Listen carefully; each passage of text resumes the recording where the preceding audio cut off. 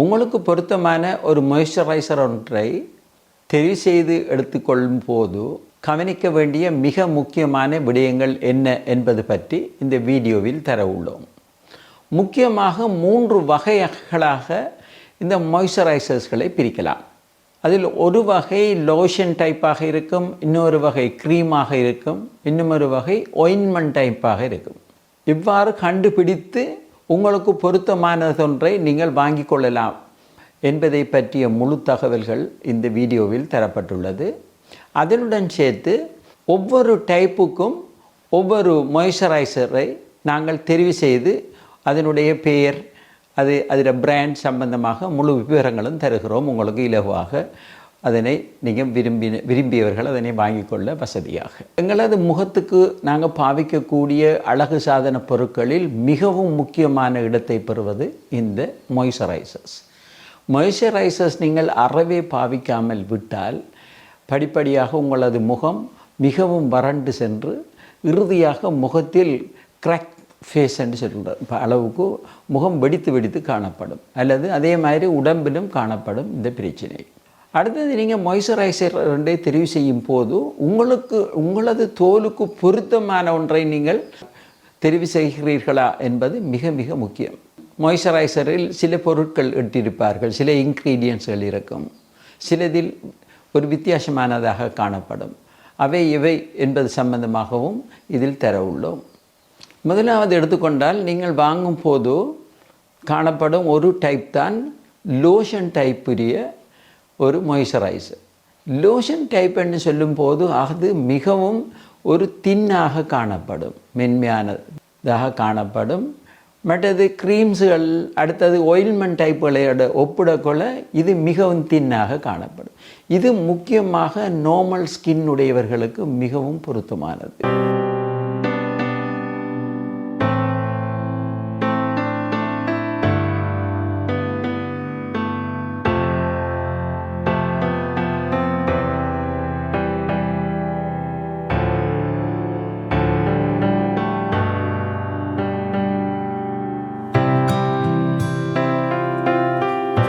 Combination ஸ்கின்னோடையும் காணப்படுவார்கள்.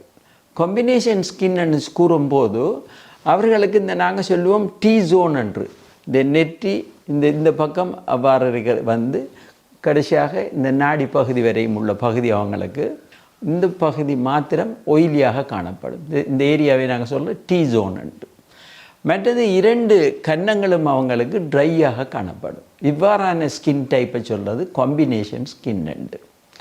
ஆகவே அவ்வாறானவர்களுக்கு ஒரு moisturiser வாங்கும் போது அதில் போட்டிருக்கும் ஜெல் க்ரீம் என்று எழுதியிருப்பார்கள். அவ்வாறு பெயரிடப்பட்டுள்ள மாய்ஸ்சரைசர்ஸ் வாங்கிறது தான் மிக பொருத்தமானது. இந்த நீங்கள் வாங்கும் இதில் லோஷனை நீங்கள் உங்களோட முகத்துக்கும் பாவிக்கலாம், அல்லது முழு உடம்புக்கும் பாவிக்கக்கூடியது. மற்றது ஒரு முக்கியமான விடயத்தை நீங்கள் கவனித்து கொள்ளணும். இது நீங்கள் உங்களோட முகத்துக்கு போடும்போது முகப்பருக்களை உருவாக்கக்கூடியதாக இருந்தால் அது கொமட்டோஜீனஸ் என்று நாங்கள் சொல்லுவோம். அதாவது இதில் கிளாக் ஃபார்மேஷன் எங்களோட முகத்தில் காணப்படும் சிறு சிறு துவாரங்களை அடைப்பதனால் முகப்பரு ஏற்படலாம். ஆகவே நீங்கள் பார்க்கணும், அப்படியான பிரச்சனையுடையவர்கள் நான் கொமட்டோஜீனிக் என்று எழுதப்பட்டுள்ள மாய்ஸ்சரைசர்ஸ்களையே நீங்கள் தெரிவு செய்யணும் லோஷன் டைப் மாய்ஸ்சரைசர் எடுக்கும்போது. அதற்கு உகந்ததாக ஒரு வகையானதை நான் கூற இருக்கிறேன். Cetaphil daily oil free facial moisturiser என்ற ஒரு வகை ஒன்று இருக்குது. அதில் SPF வேல்யூ 35 காணப்படுகிறது. இதில் முக்கியமாக கிளிசரின் காணப்படுகிறது, மற்றது விட்டமின் ஈயும் காணப்படுகிறது. மற்றது இதில் கிரீசித்தன்மை அறவே இல்லை. அடுத்தது பார்ப்போம் க்ரீம்ஸ் வகைகள். மாய்ஸ்சரைசரில் வரும் அடுத்த டைப் தான் க்ரீம் டைப்னு சொல்கிறது. இந்த க்ரீம் டைப்புக்குரிய மாய்ஸ்சரைசர்ஸ் வந்து லோஷனை விடையும் கொஞ்சம் திக்தன்மை அதிகமானது. இது ட்ரை ஸ்கின் இருக்கிற ஆட்களுக்கு அவங்களோட பாடி முழுவதுக்கும் பாவிக்கிறதுக்கு மிகவும் பொருத்தமானது. இதில் நீங்கள் வாங்கக்கூடியது போலாஸ் சாய்ஸ் டெய்லி ரீப்ளீனிஷிங் பாடி க்ரீம் என்று இருக்குது, அதனை பாவிக்கலாம். இதில் முக்கியமாக காணப்படும் இன்க்ரீடியன்ட்ஸ் சிரமைட்ஸ் காணப்படுகிறது. மற்றது இது பேஸாக இவங்க பாவிக்கிறது ஷியா பட்டர் காணப்படுது. அவகாடோ ஆயில் இதில் பாவிக்கப்படுது. மற்றது கிரேப் சீட் ஆயில்ஸும் இதில் பாவிக்கப்படுது. அடுத்த இறுதியாக நாங்கள் பார்ப்போம் மாய்ஸ்சரைசர்ஸில் ஆயின்மெண்ட் டைப்ஸாக வரக்கூடியது. இது மிகவும் திக்காக காணப்படும்.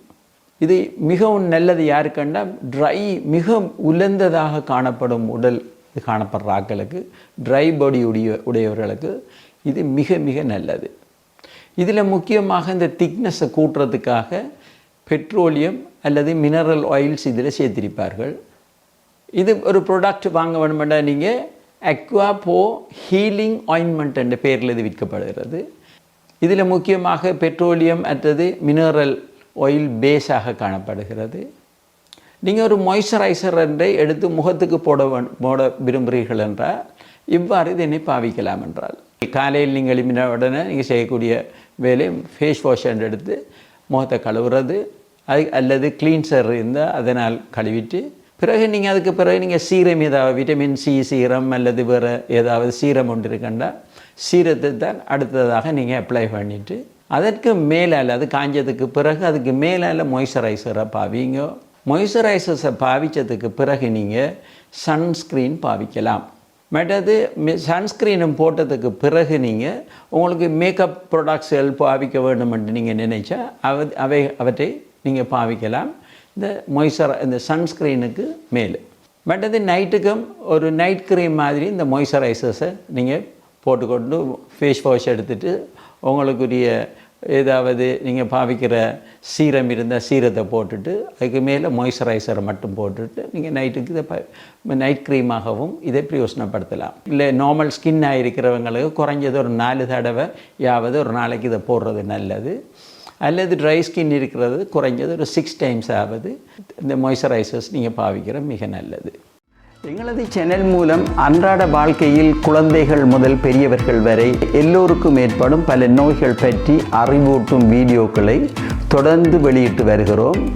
எங்கள் சேனலை சப்ஸ்கிரைப் பண்ணுவதன் மூலம் எல்லா வீடியோக்களையும் உடனுக்குடன் தவறாமல் பார்த்து நீங்களும் உங்கள் குடும்பத்தவர்களும் சுகதேகிகளாக வாழ வாழ்த்துகிறோம்.